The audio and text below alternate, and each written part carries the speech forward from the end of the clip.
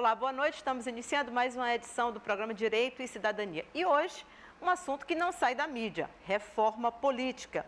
Para discutir esse tema, já está conosco aqui o advogado Jurandir Porto. Boa noite, doutor Jurandir. Boa noite, Cíntia. E hoje também estamos recebendo a vice-governadora Margarete Coelho, que é advogada, especialista em direito eleitoral, o deputado estadual Fábio Novo, do PT, e o também advogado eleitoral Astrogildo Assunção Filho. Todos participam do nosso debate. Para começar, nós temos um vídeo que reúne várias pessoas que gravaram seus depoimentos a favor da importância da reforma política. Esse vídeo foi gravado antes do que já foi aprovado, que é muito pouco e bem diferente daquilo que os brasileiros imaginavam que fosse sair do Congresso Nacional. Mas a gente vai dar uma olhadinha só para introduzir esse tema, depois a gente começa a nossa discussão aqui. A maioria dos brasileiros não tem consciência da cidadania. Isso impede a conquista de uma democracia autêntica. E os últimos episódios aí do Senado, do Ministério Público, mostraram que nós estamos à beira de uma crise de governabilidade. Na política que é exercida institucionalmente pelos governos, hoje ela foi tomada pelo poder econômico. Então, nós sabemos que quem tem mais dinheiro consegue realmente se eleger. Nós temos um Congresso que não é um legislativo contemporâneo do mundo. É apenas um motivo de atraso. Nós temos um conjunto enorme de vícios no parlamento, no Congresso, a questão de muitos partidos políticos, da representatividade dos parlamentares, a própria questão da democracia interna dos partidos que não existe. A maioria dos representantes que são, vamos dizer assim, eleitos, estão a serviço de quem viabilizou suas eleições, que são os financiadores de campanha, e para eles que eles prestam contas. Como os pobres não financiam campanhas, né, eles ficam em último lugar. Como as gerações futuras não financiam campanhas, não são levadas em conta. Então, o que explica por que essas políticas públicas estão levando a humanidade a um desastre. E no sistema de financiamento público de campanha, a ideia é que nós tenhamos um acesso mais democrático dos candidatos para que, de fato, tenham uma base programática, uma base ideológica, uma conexão maior com o cidadão e não apenas atenda a interesses que de alguma maneira depois serão cobrados, seja em obras, seja em acesso privilegiado à informação. Grupos de saúde privado financiam campanhas. Você acha que eles têm interesse em ter saúde pública de qualidade? Nós precisamos saber como os parlamentares votam, nós precisamos saber em nome de quem eles agem, para que nós possamos ter um maior controle social sobre o parlamento. Esse ponto é muito importante, é o fim das votações secretas no parlamento. Há governantes, às vezes, muito bem intencionados, forçado aliança com partidos que não são partidos. São clubes recreativos de gente que tem as piores intenções, que são as intenções do status quo, as intenções de deixar as coisas como estão para ver como ficam. Há toda uma indústria da distração, distrai das pessoas das coisas realmente importantes na vida. Se o seu deputado for processado, ele não será processado na justiça comum. Ele vai ter um tratamento especial. O Supremo Tribunal Federal, por exemplo, é um tribunal constitucional e nos casos em que há processos de parlamentares, ele se comporta politicamente. Até 2011, antes do chamado mensalão, dos 130 processos que adentraram no Supremo Tribunal Federal, nós tivemos 6 processos que foram julgados, 13 prescreveram e todos esses processos terminaram em absolvição. O Supremo hoje você tem, ele quer ser um poder independente dos demais poderes, ele quer ser o poder dos poderes. Ele pode segurar aqui ações contra parlamentares e barganhar votos no Senado. Todas as ações que envolvem foro privilegiado, ou seja, de parlamentares e tudo, fica nas mãos deles. Você concentra um poder ali que é absurdo. Daí você fala, quem que controla? Portanto, o fórum privilegiado é algo que precisa acabar. A justiça vai alcançá-los com mais facilidade. O fato de serem processados pela justiça comum já garante que a ficha limpa os alcance também. Então, eu diria que esses pontos são pontos fundamentais, juntamente com a representatividade das minorias. Esses pontos estão presentes no projeto de iniciativa popular e se espera que, a exemplo do Ficha Limpa, que criou um ambiente de mudança para que nós tivéssemos um legislativo melhor, também é o próximo passo, é o que falta para que a gente consiga reduzir a corrupção, para que a gente consiga ter uma população que acompanha a rotina do seu parlamento, para que a gente tenha um parlamento que atue em prol da população e não em prol de interesses individuais ou interesses de grupos econômicos. Hoje nós temos uma sociedade civil pujante aí. Temos as redes sociais aí que são ferramentas de participação extraordinárias. Cada um de nós, cada uma das pessoas, individualmente, pode ter uma capacidade limitada, mas quando se juntam, o poder aumenta muito. Acredito que o esforço de cada um seja muito importante para melhorar o país. Bom, tem a reforma dos sonhos, né, das pessoas e tem a reforma possível do Congresso Nacional, que é a que a gente vai discutir hoje aqui. Boa noite, doutor Jurandir. Boa noite, Cíntia. Boa noite, telespectadores. Bom, o tema de hoje é um tema palpitante, está em andamento, é um tema de que depende o rumo, o futuro deste país, o futuro da nossa democracia, que é a reforma política. Fala-se em reforma política porque o atual sistema político não permite que a democracia atinja os seus momentos culminantes, os seus bons momentos, capaz de permitir a construção de um país mais vibrante, mais desenvolvido, mais consciente, culturalmente mais desenvolvido, afinal. A representação política atualmente neste país, principalmente de parlamentares, esta representação não exprime, na verdade, a democratização do poder. Os partidos políticos é que, na realidade, escolhem os candidatos a serem apresentados ao público. A questão das campanhas políticas, só aqueles que dispõem de grandes massas de recursos financeiros e econômicos é que têm condições de ganhar eleições. 10% dos parlamentares eleitos, na realidade, consomem mais de 50% de todos os recursos gastos nas campanhas. Portanto, essa representação que tem assento no Congresso Nacional e nas Assembleias Legislativas padecem de legitimidade. Há uma consciência nacional de que esta reforma é importante e necessária.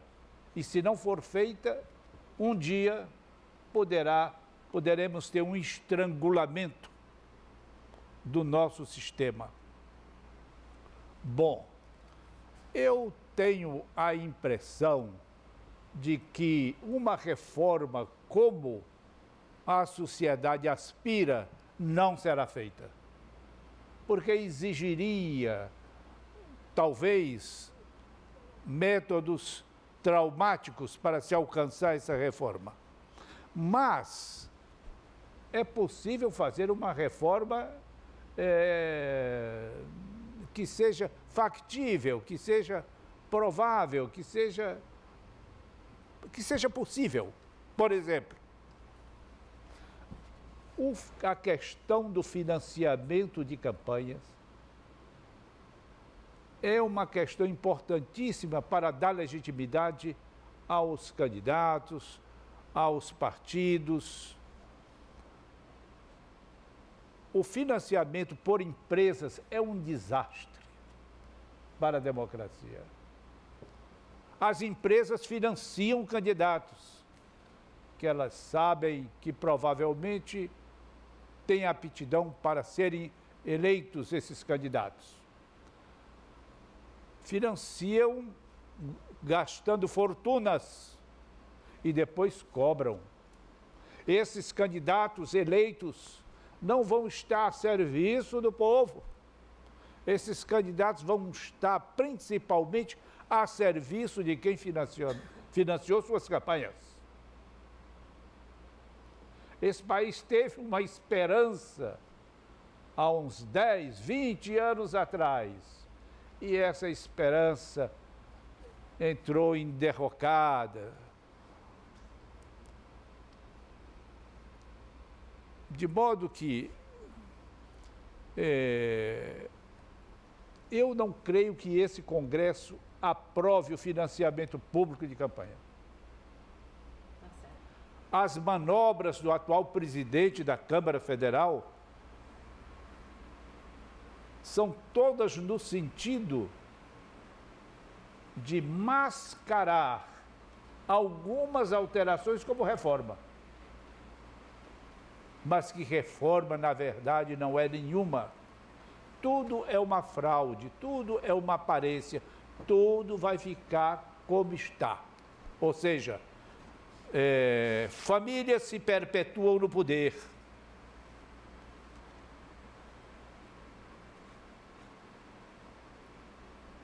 Candidatos são eleitos, mas não tem nenhum compromisso com o povo.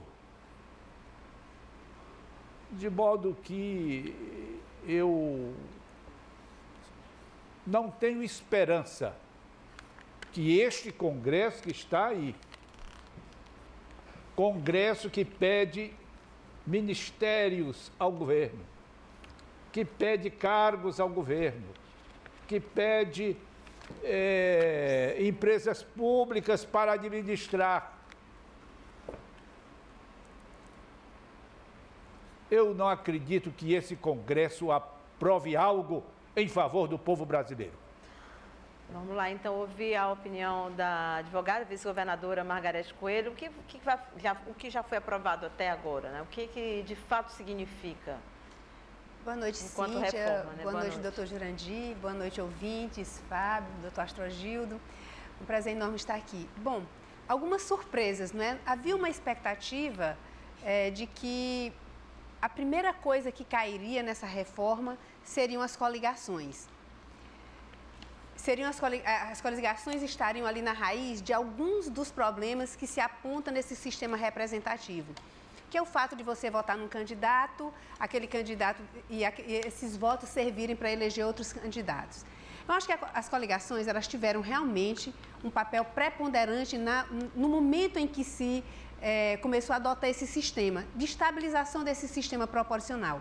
Porque o objetivo dela era exatamente garantir o pluripartidarismo, fazer com que partidos pequenos pudessem se exuberar, fazer com que minorias pudessem se fazer representar. Creio que, nesse aspecto, elas teriam cumprido seu papel, tendo em vista que hoje nós saímos de um bipartidarismo e hoje nós estamos não mais num pluri, mas num multipartidarismo, ou seja, várias siglas representando as mesmas correntes ideológicas. Então, mas, enfim, não veio. Uma questão também que eu acho que está aí posta ainda em grande discussão, a questão do financiamento, como disse o doutor Jurandir. Eu não sou efetivamente, visceralmente contra o financiamento de pessoa jurídica. E eu explico. Pessoa jurídica realmente não é eleitor, mas não se pode dizer que ela não tenha interesse nessa ou naquela política pública. Vamos dizer, uma empresa, por exemplo, do agronegócio, ela não teria interesse em ter uma bancada ligada ao agronegócio? Creio que sim. Acho que a forma como é posta hoje, em que as empresas doam bilhões e outras podem, porque quando você fixa em 10% do valor que aquela empresa auferiu durante o ano, você possibilite que uma doe 100 milhões e a outra, uma padaria da esquina, só possa doar 1.000. Então, acho que isso é ruim, isso desequilibra. Talvez se nós tivéssemos um valor uninominal, ou seja, um teto máximo para doação de pessoa jurídica, vamos dizer, 1 milhão. Uma pessoa jurídica só pode doar 1 milhão. E não mais para candidatos diretamente, mas diretamente para o partido, porque ali, pelo menos, há como os outros membros do partido também, vamos dizer, que esse valor chegue, né, às campanhas daquele partido, fortalecendo essa sigla, né, diante das outras. Então, nesse aspecto, como está hoje posto, sim, sou contra. Mas acho que haveria como melhorar, diminuindo esse desequilíbrio.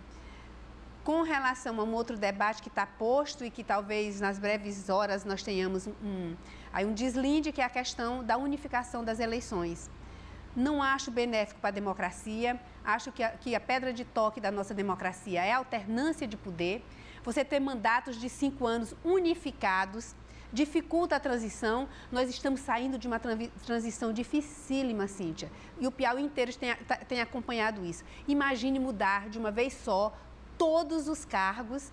É realmente um risco muito grande, a máquina vai demorar algum tempo para se reorganizar. E depois, acho que tirar o povo da rua por 5 anos é muito. Enfraquece a oposição, enfraquece o debate, inviabiliza a chegada do jovem ao poder mais cedo. Imagine, são 5 anos sem se discutir política. Eu acho que se faz política dialetizando, discutindo, nesse esgarçamento entre situação e oposição. E essa condição é desvantajosa. Então, o panorama que se apresenta é esse. E, além de tudo, melhorar a representatividade, né? Nós, realmente, o doutor Jurandir falou, nós temos uma baixa representatividade. Nós temos uma grande legião de negros subrepresentadas, uma grande legião de mulheres que não está representada. Nós temos uma legião de índios, de indígenas, que não estão representados no Congresso Nacional. Talvez encontrar fórmulas, né, para que seja mais representativo dessas minorias que, na verdade, são minorias em exercício de direitos, mas não são minorias numéricas na sociedade. Era a nossa expectativa, infelizmente, algumas delas já frustradas. Ok. Deputado, sua opinião? Eu acho que a reforma não reformou e não vai reformar absolutamente nada. Inclusive a forma como se deu. Primeiro, nós tínhamos uma comissão especial que cumpriu um papel relevante. Foi à sociedade, foi a todos os estados e de uma hora para outra o presidente disse: essa comissão já não vale mais. Então tirou toda a essência de uma discussão que tinha lá técnicos, estudiosos e ouviu inclusive a população. E aí começou a se votar de forma fatiada de acordo com os interesses do presidente do Congresso, aliás, da Câmara. Então, o que é que nós temos hoje? Uma situação. Primeiro, eu sou a favor do fim das coligações. Se mantém as coligações, então não vai ter fortalecimento de partido. Com o fim das coligações, nós fortalecemos os partidos políticos. Eu concordo com a nossa vice-governadora quando diz que as coligações já cumpriram o seu papel. Agora é momento de fortalecer os partidos. Sou radicalmente contra financiamento privado de empresas. Porque o que acontece agora? A empresa antes podia doar para o candidato. Essa reforma ela fez uma coisa gravíssima. Ela escreveu na Constituição, ela autoriza, porque agora é uma PEC, que você pode doar para o partido. Então, o partido vai esconder qual é a empresa que doou e para quem o partido deu. Então, o partido passa a ser agora a referência do empresário para defender os seus interesses. Eu sou a favor do sistema americano, onde cada cidadão contribui e as candidaturas postas nos Estados Unidos são as pessoas que contribuem, não é?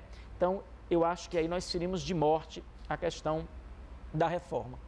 Acho que a reforma, ela aprovou o fim da reeleição. Eu, particularmente, sou a favor da reeleição. Eu acabei de vir da Europa.